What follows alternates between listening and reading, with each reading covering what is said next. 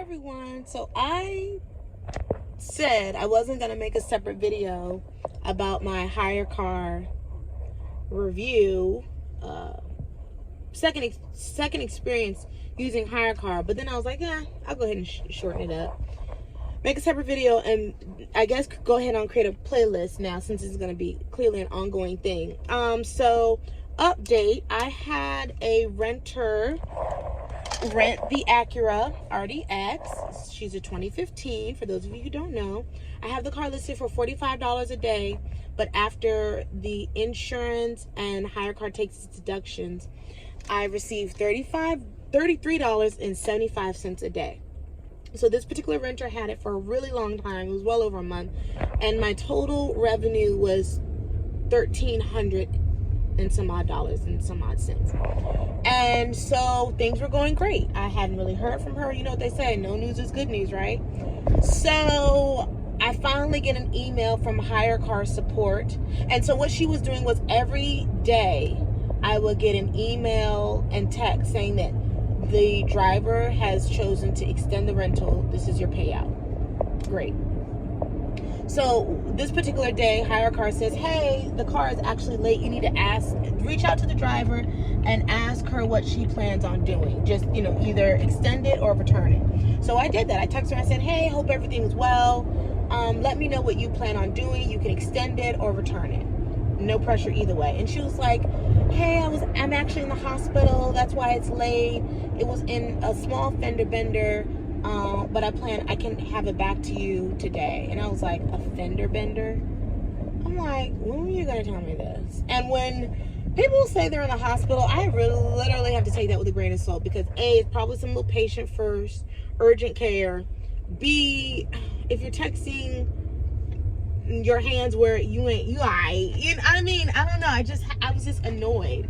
And then I was like, what kind of fender bender? You know what I mean? Like, she was like, but the damage, she was trying to like downplay it. Like, it wasn't that bad. Minor damage. I think that's the word she used. Okay, fine. So I'm busy that day. The car wasn't returned till late night. Y'all know when I make my videos back home, I'm always in that front window. And I know she dropped it off probably when it's dark, so I wouldn't notice anything. No one could see anything, because when I got home late night, the car was parked crooked. And so I was just glad to see it back. Like, okay, now I don't have to like worry about like any late fees or like following up with her. But because it was crooked, I was like, well, you know what? Let me go ahead on and get the key and straighten it up. Like, I cannot do this. It looks crazy. When I run around in front of the car, that's when I noticed the whole front left side was torn off from the tire to like where it almost wraps around to the driver, I was about to say driver's license, to the license plate. And y'all know, I was like, oh, what the hell? Minor fender bender, ma'am. Then once I got my flashlight and looked closer, someone or her had attempted to like duct tape it with black tape. So I'm like, either this happened, it was a hit and run, and you had time and the energy and the wherewithal to try to tape this and drive, because the tape looked old. It didn't look fresh. You know how women, we can look at something and pick it apart. We're very intuitive. Like, I could be an investigator. I really could be a private investigator. I could go see a crime scene and be like, I know exactly what happened here, because y'all think you slick covering shit up, and this is messy. Like, that did not happen that day. I text her mid-morning, this tape is old. Okay, the car was filthy, as far as like, you know how a car just looks like brownish gray with like a film, and it was just bad. So the next morning, so I'm in my mind, I'm still trying to figure out like, how long has my car been like this? How long you been driving around like this? You know what I mean? So be that as it may, I filed a claim with Hyre car, and this is where it gets even more complicated, because now they're asking me to produce the pictures that I took at the time that I exchanged the key with the driver. Now, they are not hip to people are doing remote pickup. Okay? I am not wasting time trying to pin down your schedule, to be available, to meet you, to verify your license, to give you the key, to make sure you print out the insurance. Everything is remote, contactless, you know what I mean? From even on Facebook Marketplace, we are saying, look, put the money in the mat, cash out me, Venmo me, the product will be at the end of the driveway, on my front porch, whatever. Like, people are more laid back now. So I'm like, y'all don't know. I ain't seen this woman. I didn't take any pictures. Only two, because when my first renter returned the car was in pristine condition. He was the perfect renter because I had no issues. There was nothing that I needed to like check and like, oh, he did this, he did that. There was gas in it and it was clean. It looked exactly like I left it to him, okay? So, and I made a video a while ago back saying that, like, you really got to know your front. Oh, I see horses. Look at the horse farm. Ah, I love seeing horses out in the field. You really got to read your fine print. You really got to know policies and things like that, because Hyre Car wanted me to take those pictures, but they don't clearly specify in their check-in and check-out. They say take pictures and upload them, but they don't go into, like, when the pictures had to be from. They recommended and they allude to it, but to cover my ass because I did not have those pictures, I was like, well, the pictures I uploaded still stand on business, being that the car will look one way when it went out and came back another way, and that's not the way we're accepting it, right? So they were giving me a hard time about that. So I talked to my uncle, who was a lawyer, and he was like, go back and read your policy, not what they're bolding and outlining and highlighting and, you know, italicizing in the email. Go back to the policy. So I was able to wiggle out of that one, but it would have been a lot easier because they were even asking for the photos to have the date and time. Like, you know, you can screenshot a photo, and I was like, I don't got all that. But you also never originally said that's what you require. If they had said that's what they require at the beginning, let me use the right verbiage. Before any new pickup, prior to the driver accepting the car, you must take new pictures with the timestamp and date, verifying the condition of the vehicle to mitigate discrepancies. Fine, whatever. You got me. You see what I'm saying? But, so, be warned. So they finally processed my claim.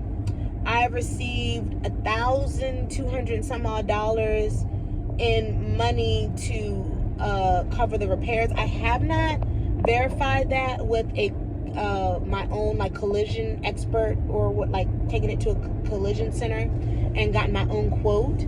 But my deductible is $1,000. Now, had my insurance been anything less, like basic or standard or whatever, I'd have had a $2,000 or $2,500 deductible. Well, obviously, y'all know basic math. That exceeds the money that they're willing to give me. So, you know, definitely don't skimp on your insurance. Yeah, that's kind of like what happened. I'm not like, I don't have any regrets. I have a very high risk tolerance. I mean, it takes money to make money, and things are going to happen. Things are going to change. Everything is not going to always be ideal. In business, I'm so glad that woman gave me as much money as she did, regardless of what type of renter she was. As soon as I get this car fixed, I'm gonna put her back out on the road. I'm gonna do this until she can ride no more. And but I will suggest that I've heard people say to get started in this industry, even on another platform like Turo, like use your personal car. Don't take out a loan and finance a car to do this. Maybe don't take out a large loan. Definitely under maybe $7,000. And definitely if you are going to use your personal car, you don't care anything about it. I could never imagine putting my baby on the road, because I had, like, to me, this car is like my second home. I spend a lot of time on the road. I don't care how much she could go for. She probably could go for, you know, $70 a day, $80 a day. She is a luxury vehicle, but people do not care about yourself like you're going to care about yourself. They have no skin in the game. They have no money invested. I bet you if Hyre Car started requiring deposits, people would be a little bit more conscientious, but not still as much as you would like them to be. Okay? That just comes with the territory. That just comes with renting anything in general. You've heard real estate people, people are hard on rentals. People are hard on things that they borrow and use that they do not own, that they have not had to invest or repair or whatever. So I would never put, maybe if I had, I don't know, I just wouldn't put my luxury vehicle. And I know people have luxury vehicles on these platforms, but they have to have another vehicle obviously to drive, and they definitely are like, they don't care, and they've got the funds to, cover. It is so beautiful out here. Look at that. Look at the water. When you get into horse country, it's just like scenes for days. Rolling beautiful hills, those black fences and the horses scattered throughout the hills. Like, I just love riding through the country and seeing the cattle and horses. But anyway, so that's just my little tidbit. I wouldn't put my car that I care about, that I put a large down payment on, that I was like super excited to get, that is your car, your baby, that you use on the weekends. Let's say you even Uber, or you commute, car share, car ride, or walk to work, or scooter to work, or bike to work, whatever. I still wouldn't put my personal vehicle. Nope. You couldn't pay me to put my Volvo on a platform like that. Now, maybe when she's older and I've upgraded and I have a newer Volvo, okay, fine. But I'm 4 minutes from my destination. I'm going to check out a ranch so I can hopefully start riding Western again. I'm really excited. These lessons are a lot cheaper than what I was paying in Maryland. I was paying $100 an hour for my lessons in Maryland. These lessons are $65, and so we shall see. I'm just doing the tour today, but I wanted to remake this video a second or third time, because I kept getting interrupted. Like a text message or a notification would come through, and then like the video would stop. I didn't want this to be like 2 parts, but I hope this helps someone out there. Thank you so much for watching, and good luck to you if you decide to take the plunge. Scared money don't make no money, so just all there is to do it is to do it. I will say, even though Hyre Car's website sometimes a little wonky, and the support, sometimes they don't answer the phone. They are really receptive, really good with email, and just keep trying as far as the phone. And some days they're not open, or some hours are not open, but for the most part I would still recommend it, and I would, like I said, I am gonna do it again, keep going. But yeah, thank you. Until the next one, peace. Bye.